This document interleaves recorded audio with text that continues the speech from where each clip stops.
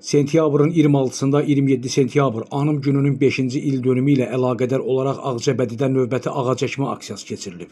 Ağcabədi rayon İcra Hakimiyyəti və 9 saylı Regional Meşə Təsərrüfatı Mərkəzinin birgə təşkilatçılığı ilə baş tutan aksiya, Meşə Təsərrüfatı Mərkəzinin 4 saylı meşəbəyliyinin 4 saylı dolayının 5-ci kvartalında həyata keçirilib.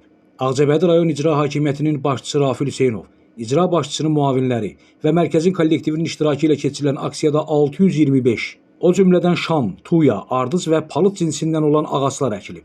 Təxminən 70 nəfərin iştirak etdiyi ağac əkmə aksiyasında əkilən ağaclara su verilib. Onlara aqrotexniki qaydada qulluq edilib.